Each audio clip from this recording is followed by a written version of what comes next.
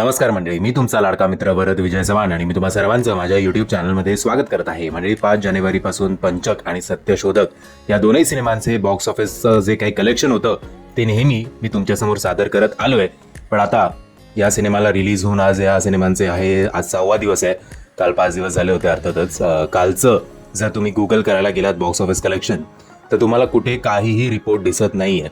That means तसं पण बरेचसे असे वेबसाईट्स होते, ते साल्चनिक एक होतं किंवा फिल्मी इन्फॉर्मेशन एक होता की जो नियमितपणे मराठी फिल्मचे त्यातल्या त्यात काहीतरी एफर्ट्स घेऊन बॉक्स ऑफिस रिपोर्ट आपल्यासमोर सादर करत होतं.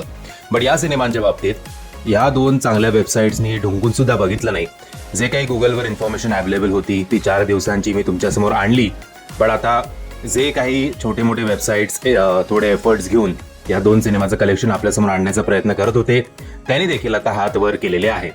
ते सुद्धा आता मे बी व्ह्यूज मिळत नसतील त्यांना आर्टिकल्सला त्यांच्या, किंवा असं काहीतरी असेल आणि प्रॉपर इन्फॉर्मेशन सुद्धा मिळत नसेल की किती बॉक्स ऑफिस कलेक्शन आहे किंवा काय.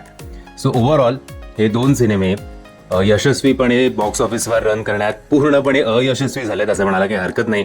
आणि इतरांनी या 2 सिनेमांना जरा प्रमोट करायला सुद्धा, मतलब एरवी तुम्ही बाकीचे यूट्यूबर्स बघता की जेव्हा ट्रेलर येतो, टीजर येतो किंवा रिव्ह्यूला म्हणजे काही तर सकाळी 8 वाजता सुद्धा रिव्ह्यू टाकतात, ज्या दिवशी मराठी सिनेमा रिलीज होतो त्या दिवशी, आणि त्यांना सुद्धा व्ह्यूज असतात. म्हणजे लोक एवढाही विचार करत नाही की 8 वाजता यांनी कुठला शो बघितला, जेव्हा की मराठी सिनेमाला जेमतेम एखाद दुसरा शो मिळतो दिवसाला. 8 वाजता किंवा 7 वाजता त्याचा व्हिडिओ अपलोडेड असतो. तो अशा भंपक यूट्यूबर्सच्या बळी तुम्ही पडू नका, हे तुम्हाला विनंती करतो. जरा स्वतःचं सुद्धा डोकं वापरा आणि जे ॲक्च्युअल एफर्ट्स घेत आहेत मराठी सिनेमांना प्रमोट करण्यासाठी त्यांना सपोर्ट करा. एनिवेज, तो आता अनफॉर्च्युनेट गोष्ट आहे की हे 2ही सिनेमे काही फारसे आपल्याला सक्सेसफुल झालेले दिसत नाही आहेत. बट आशा करूया की येणारा काळ जो आहे पुन्हा एकदा मराठी सिनेमासाठी खडतरच आहे.